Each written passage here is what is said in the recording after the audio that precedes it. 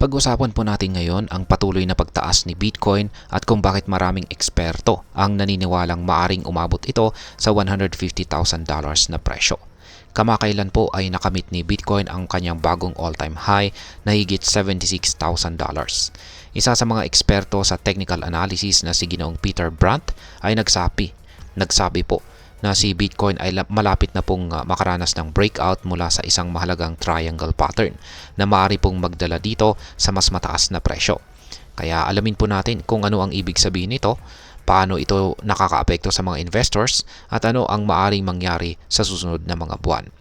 At ayan, pero bago po tayo magpatuloy ay nais ko lamang po munang bigyang linaw ang aking disclaimer kung saan ang nilalaman po ng video na ito ay hindi po ito isang financial advice. For education and information purposes lamang po ang layunin nito. Ayan po ang bitiranong si Ginoong Peter Brandt. Pero yan, yung unang tanong natin dito ay ano nga ba ang triangle pattern na nakikita ni Ginoong Peter Brandt?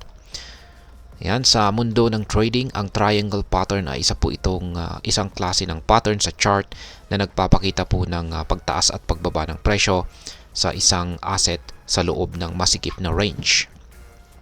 Ayon kay Ginoong Peter Brandt, isang batikang trader at technical analyst, si Bitcoin ngayon ay nasa isang inverted broadening triangle pattern.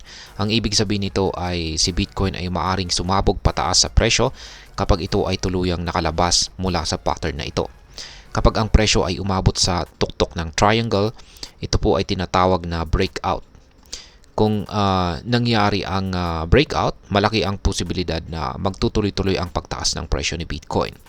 Sa kasalukuyan, ang triangle na ito ay naging mahalaga dahil maaring magsilbing signal para sa mga traders na bumili ng Bitcoin at sumakay sa inaasahang bullish run o patuloy na pagtaas ng presyo. Ngayon ay paano po nakaapekto ang eleksyon sa presyo ni Bitcoin? Ang presyo po ni Bitcoin ay lumipad patungo sa all-time high matapos ang panalo ni Ginoong Donald Trump, kung saan ay Pangulong Donald Trump na po ngayon. Kilala po si Pangulong Trump bilang isang pro-crypto candidate at inaasahan ng maraming investor na susuportahan niya ang mga pulisiya na makakapagbigay daan sa kay Bitcoin at iba pang mga cryptocurrencies. Kaya naman tumaas ang kumpiyansa ng mga investors na mas mabibigyan ng atensyon ang mga pulisiya para sa digital assets. Dahil dito ay sumirit pataas ang presyo ni Bitcoin at sa kabila po ng ilang mga pullback o pansamantalang pagbaba ng presyo, nagsara po ang presyo ni Bitcoin sa $75,637. Isang malakas na indikasyon na hawak pa rin ng mga bulls o mga traders na naniniwala sa pag-angat ng presyo ang control sa market. Ngayon ay ano po ba ang kahalagahan ng inverted broadening triangle pattern sa analysis ni Ginoong Peter Brandt? Sa kanyang analysis ay ipinapakita po ni Ginoong Brandt na ang kasalukuyang paggalaw ni Bitcoin ay nagbubukas ng mas malaking posibilidad para sa isang bullish run.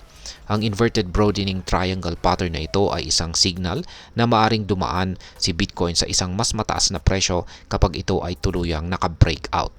Ayon po kay Ginoong Brandt, kung maaabot ni Bitcoin ang presyo na $76,000 ngayong weekend at magsarado sa itaas ng price level na ito, ito ay isang malaking palatandaan na malalampasan na ni Bitcoin ang pattern na ito.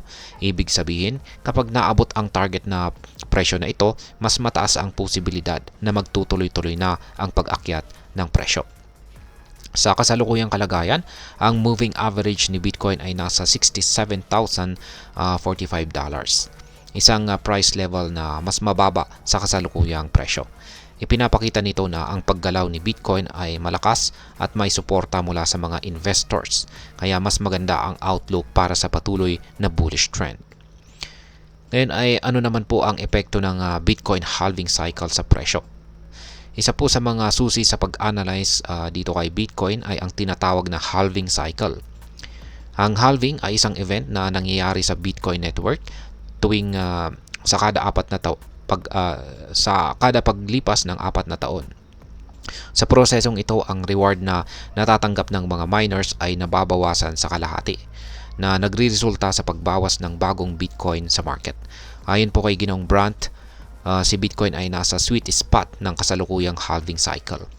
Bilang bahagi ng kanyang analysis ay kinumpara ni Ginoong Brandt ang kasalukuyang cycle sa mga naunang cycles ni Bitcoin. Sa nakalipas na mga cycles, umabot si Bitcoin sa pinakamataas na presyo o all-time high mga 1.5 taon pagkatapos ng halving event. Kung magpapatuloy ang ganitong pattern, inaasahan po ni Ginoong Brandt na maaabot ni Bitcoin ang bagong peak o pinakamataas na presyo sa pagitan po ng $130,000 hanggang $150,000 at ito po ay sa mga bandang August at September ng taong 2025. Ngayon ay ano naman po ang kahulugan ng price target na $150,000 para sa mga investors. Sa ngayon ang target po na $150,000 na presyo ay tila napakataas pero hindi imposibleng maabot po ito.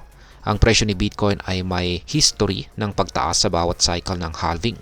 At kung magpapatuloy po ang ganitong trend, marami ang naniniwala na maaabot ang target na ito. Para sa mga long-term investors, ang target na $150,000 ay nagpapakita ng malaking potensyal na kita sa kanilang investment.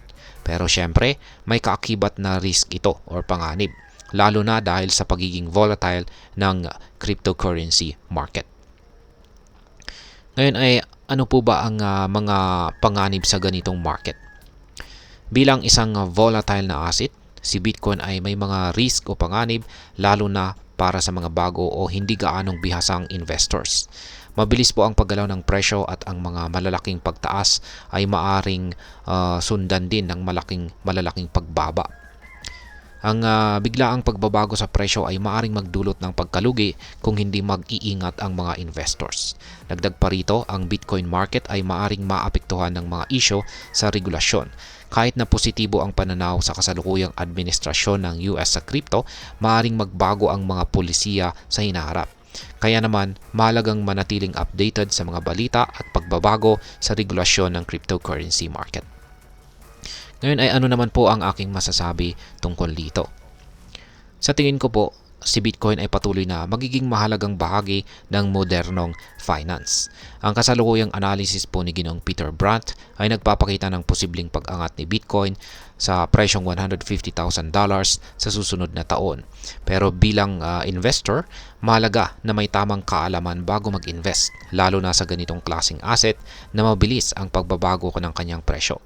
Bagamat malaki ang potensyal na kita, kailangan din ng pag-iingat at pag-unawa sa risk na kakaibat nito. Para po sa mga long-term holders, maaari itong maging magandang oportunidad para sa paglago ng kanilang investment. Gayunpaman, para sa mga short-term traders, may malaking risk na dala ang biglaang pagbabago sa presyo. At hanggang dito na lamang po tayo sa video na ito mga ka-crypto. Sana po ay inyong nagustuhan ang aking paliwanag sa video na ito. Kung inyo po itong nagustuhan, pag-click lamang po ang like button nito. Marami pong salamat sa panonood. Ingat po tayo lagi at God bless po sa ating lahat.